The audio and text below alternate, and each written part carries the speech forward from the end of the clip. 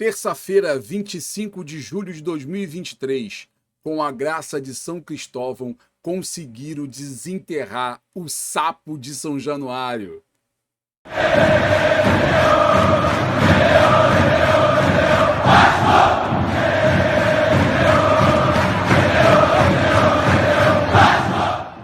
Olá, vascaínos, sejam todos bem-vindos. Eu sou Adailton Senna, mais conhecido como Dadá, e você está no Bolorento Futebol Clube, um canal de notícias do Vasco. E hoje comemorando que finalmente desenterramos um sapo que estava atrasando o lado Cruz Maltino. Vamos falar um pouco sobre a saída dele, Luiz Melo. Finalmente, os donos da 777 chegaram à conclusão de que o melhor negócio seria afastá-lo do clube. Então vamos tratar desses e outros assuntos agora no nosso vídeo de hoje. Então vamos começar falando o nosso vídeo de hoje sobre a bomba do dia. A grande notícia para todos nós vascaínos, aquela notícia que a gente já esperava há algum tempo, na verdade estávamos esperando isso desde a derrota para o rival, que algo acontecesse, não só a saída do treinador, como também a saída de quem estava gerindo o clube nesse momento. Então finalmente desenterraram o sapo. O senhor Luiz Melo, obviamente numa atitude que é uma atitude estratégica da 777, eles deslocaram o Luiz Melo, tiraram ele do cargo de CEO. Obviamente não mandaram ele embora, porque muito provavelmente ele tem um contrato com uma duração, e também se trata de um executivo que tem muitas informações, então é normal dentro das grandes corporações, quando você tem um executivo do tamanho do Luiz Melo, ele era o CEO da SAF, é natural que você o desloque para uma outra posição, deixe o mercado esfriar, deixe as coisas esfriar, vai tirando dele as informações, ele não vai mais tratar de absolutamente nada do Vasco, ele não vai ter mais nenhuma influência no Vasco, então ele vai para um outro cargo, provavelmente no exterior, então vai ocupar uma outra função dentro da 777, então daqui a pouco, passam uns 6 meses, aí vai aparecer a notícia de que ele vai aceitar uma proposta de uma outra empresa, para um outro negócio, então a tendência é que aconteça isso. Então, por que não demitir o seu Luiz Melo? Primeiro, por essa questão, né? Por uma questão, nas grandes corporações sempre acontece isso, a menos que ele tenha feito, se ele tivesse feito alguma coisa muito fora da curva, mas não foi o caso, era meramente incompetência, foi chegada à conclusão de que ele pode até ser um bom gestor, mas na Operação Vasco ele não estava funcionando, então resolveram tirá-lo da frente do negócio, vão colocar ele em uma outra função, longe do Clube de Regatas Vasco da Gama, e aí, posteriormente, é muito provável que ele saia do grupo, é natural, depois passa até, quem sabe, por uma quarentena, até porque ele detém hoje muitas informações, então isso é natural no mundo dos negócios. Mas o que interessa para nós é que o sapo foi definitivamente desenterrado. E como é que deve ficar agora o organograma da nossa SAF? Assumiu interinamente o seu Lúcio Barbosa, que era o CFO, que era o responsável pelas finanças do Vasco. Ele agora vai ser o interino, vai ser o CEO interino. Ele mesmo já declarou que não quer assumir essa função. Então o Vasco vai buscar um novo CEO no mercado. Provavelmente, durante essa semana que vieram os gringos aqui no Rio de Janeiro, já devia estar acontecendo algumas entrevistas, algumas conversas para definir o nome desse CEO. O senhor Nicolas esteve aqui por 2 vezes nos últimos meses, então é muito natural que essa coisa já tenha sido desenhada, costurada para que o seu Luiz Melo saísse, e aí fica esse período agora de uma semana para ele fazer a transição para o Lúcio Barbosa, até que efetivamente chega e contrate-se alguém para assumir. Como nota oficial, foi dito hoje pela SAF, um agradecimento do Josh Wander. Quero agradecer a Luiz Melo por seus esforços nos últimos 2 anos, principalmente durante a transição do clube para a SAF. Também quero agradecer a Lúcio Barbosa, que dera todo o apoio da nossa equipe de profissionais de classe mundial para comandar a evolução do clube. Como todos os que importam profundamente com o Vasco da Gama, quero ver resultados melhores do que vimos até agora nesta temporada. Gostaria de garantir aos nossos incríveis torcedores que todos os envolvidos com o clube estão trabalhando duro todos os dias para deixá-lo orgulhoso, e estou confiante de que começaremos a mostrar melhores resultados em breve. Então esse foi parte do comunicado feito pelo senhor Josh Wander, que é o dono da 777 Partners, comunicando a saída de Luiz Melo, o Luiz Barbosa sendo alçado a CEO interino. Não tem notícia ainda de quem assume a diretoria financeira. Eu acredito que nesse período ele deve acumular as funções, por isso que eu coloquei aí nesse quadro ele como acumulando essa função.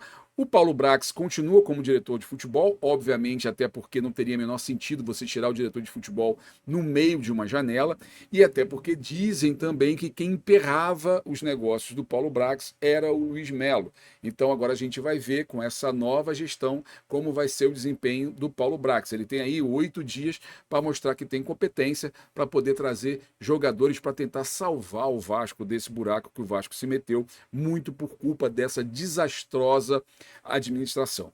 Então, o seu diretor de futebol continua sendo o Paulo Brax e o Caetano Marcelino continua sendo o diretor comercial. Então, por enquanto, esse é o quadro, esses são os caras que comandam a SAF do Vasco.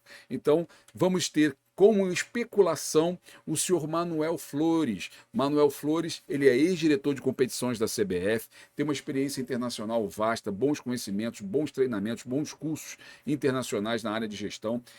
Está há 7 meses na função de consultor de um grupo, consultor, ele está gerindo um fundo esportivo, trabalhando para o governo da Arábia Saudita. Então, há 7 meses que ele está, desde que ele saiu da CBF, ele está cuidando desse fundo. Então, ele é um cara que tem uma experiência internacional enorme. Dizem que é uma pessoa que tem um conhecimento profundo, até porque, como diretor de seleção de competições da CBF, ele era responsável pelas competições como Copa do Brasil, Campeonato Brasileiro. Então, ele lidava com todos os diretores, com todos os dirigentes de clubes, inclusive dizem que os únicos 2 que não gostavam dele era do Flamengo e do Corinthians. Então, se esses 2 não gostavam dele, eu já gosto.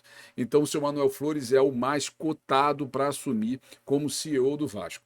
Como tudo pode acontecer, como disse para vocês, tiveram várias entrevistas, vários nomes. Os nomes que vazaram até agora, esse é o mais forte, que é o Manuel Flores. Então, eu acredito que a gente deve fechar com algo nesse nível, até porque a experiência do Luiz Melo não foi nada boa. Então, provavelmente eles vão estar preocupados em trazer um cara que não tenha vínculo com nenhum outro clube, estejam preocupados com uma pessoa que tenha realmente um vasto conhecimento internacional, até porque tem que tratar com o grupo que fica lá fora. Então, o cara tem que falar bem o inglês, o cara tem que ter um conhecimento realmente de futebol. Então, o seu Manuel Flores aí é o nome indicado nesse momento, o especulado e o mais provável a assumir essa função. Bom, uma notícia boa também que aconteceu hoje à tarde, no finalzinho da tarde, foi divulgado por volta de 17 horas em todos os portais, é de que houve uma reunião no Conselho da SAF, da administração da SAF, para definir compromissos de trazer jogadores que possam salvar a temporada.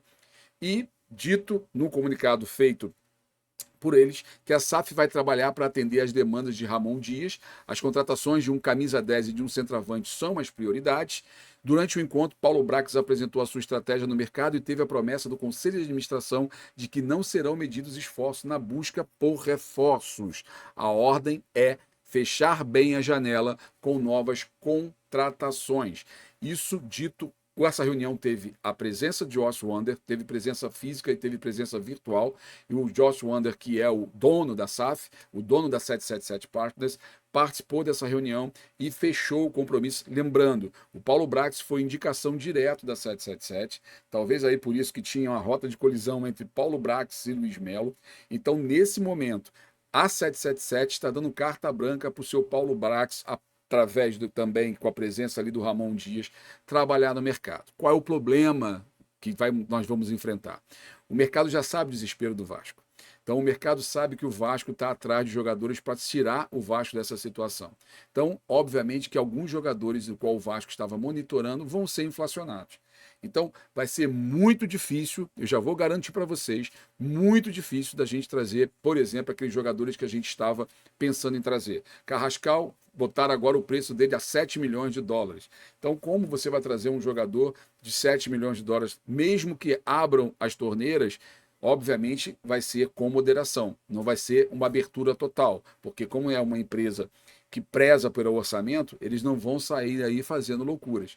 Então, é muito provável que o que venha seja jogadores medianos. Eu não estou acreditando em grandes jogadores. Mas quem sabe, numa cartada de sorte, numa presença, de repente, de um Ramon Dias, ou o Paulo Brax agora podendo colocar todos os seus conhecimentos, toda a sua influência na mesa, já que ele era impedido pela presença de Luiz Melo, que priorizava outras situações que não a compra de jogadores. Pode ser que nesse momento ele consiga, de fato, virar esse jogo e conseguir, em 8 dias, fazer aí com que o Vasco consiga um time competitivo para o resto da temporada.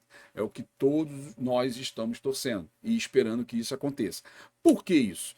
Porque nós estamos rumo à 16ª posição.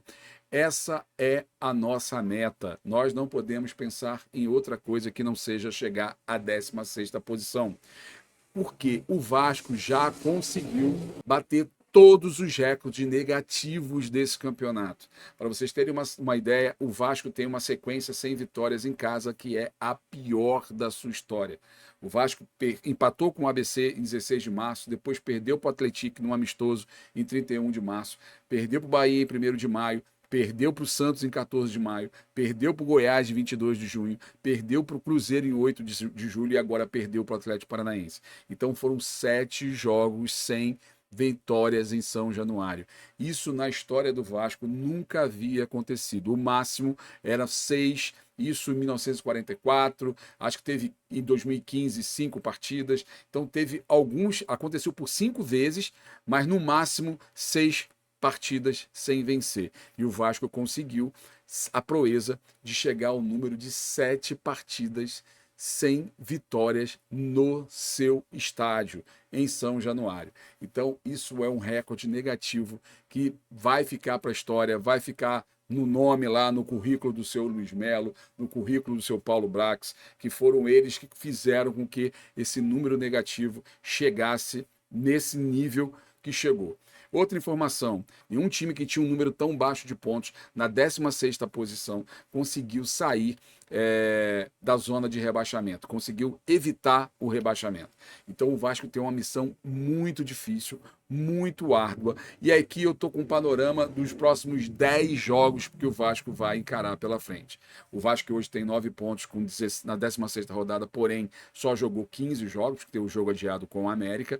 Ele vai jogar contra o Corinthians fora, vai jogar depois com o Grêmio em casa, aí vai jogar com o Red Bull Bragantino, tem essa partida ainda do América do primeiro turno. Então esses 4 jogos que estão aí em maior destaque, eles são os jogos que seriam do primeiro turno. O América ainda não tem data definida e o Corinthians, Grêmio e Bragantino são os próximos jogos.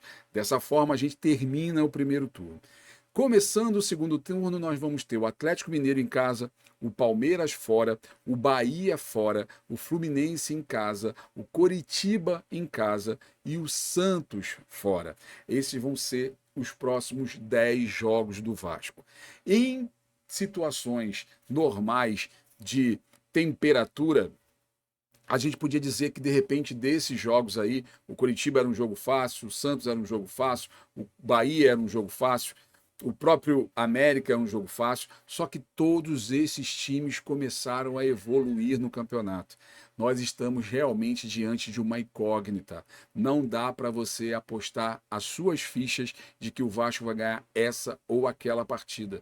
Nós não temos hoje a confiança de que o Vasco vai conseguir números de pontos suficientes nesses próximos 10 jogos. A única certeza que nós temos é que nós temos que ganhar 11 partidas das 23 que nós temos para disputar.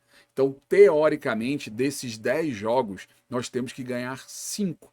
Então, talvez os 5 seriam, por exemplo, os 5 em casa, contra o Atlético Mineiro, contra o Fluminense, contra o Coritiba, contra o Grêmio e beliscar um desses jogos aí fora, porque a gente vai ter, na verdade, 4 jogos em casa e 6 fora nessa sequência aí de 10 jogos. Então, teremos que beliscar, por exemplo, uma América. Mas o América jogando o que está jogando, porque eu não consigo acreditar que a gente vai conseguir ganhar de um Corinthians, que a gente vai conseguir ganhar de um Palmeiras, que a gente vai conseguir ganhar de um... O Santos, talvez, se continuar nessa draga que está agora, pode ser que a gente consiga uma vitória. Mas tudo depende de quem vai chegar, do que time que vai estar encarando esses próximos 10 jogos. Se estivermos jogando com o time que nós temos hoje, é uma incógnita. Não temos a menor ideia do que o Ramon pode fazer, porque aí a gente só tem que se pegar ao Ramon. A gente não vai ter ninguém mais, porque o que chegaram, Praxedes, Paulinho, Serginho, que já ficou no banco, parece que não agradou o Ramon, talvez chegue aí o Sebastian, por enquanto é o que temos, mas só com esses jogadores, mesmo assim, fica muito difícil a nossa situação para reverter e chegar ao final do campeonato na 16ª posição. Mas como vascaíno, nós precisamos acreditar que isso vai acontecer. Não temos outra forma que não apoiar, que não acreditar, que não torcer para que os times lá de cima comecem a ter problemas, comecem a perder pontos e a gente tenha uma evolução.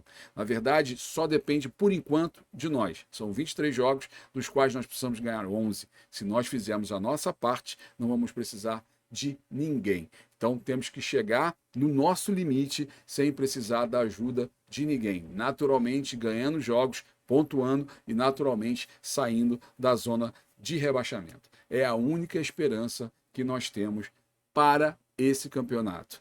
Temos que agarrar a essa esperança de que vai dar tudo certo e contamos, obviamente, com o apoio de todos os torcedores vascaínos para que acreditem, apoiem e dê força a esse grupo. É o que temos. Temos que acreditar até o fim. Bom, galera, esse foi o vídeo de hoje, foi o panorama desta bomba do dia e da dificuldade que nós vamos ter para conseguir sair desse atoleiro que a gente se meteu. Então, essas duas coisas, uma coisa está interligada à outra, eu tenho certeza que a gente vai conseguir, com muita garra, com muita força, com muita determinação, a gente vai sair desse buraco. Assim como eu tenho certeza que você já se inscreveu nesse canal, que você já deu seu like, que você já marcou o seu sininho de notificações, que você já compartilhou esse vídeo no grupo dos seus amigos, para dar essa força, para a gente crescer o canal e cada vez mais adiante. E tá aqui mais uma voz falando do Vasco, nessa luta inglória que eu tenho certeza que nós vamos vencer. Então, mais uma vez, muito obrigado pela sua paciência, muito obrigado pela sua audiência e fui! Rio de Janeiro, brasileiro, meu irmão. Sou Vasco da Gama, tantas vezes campeão.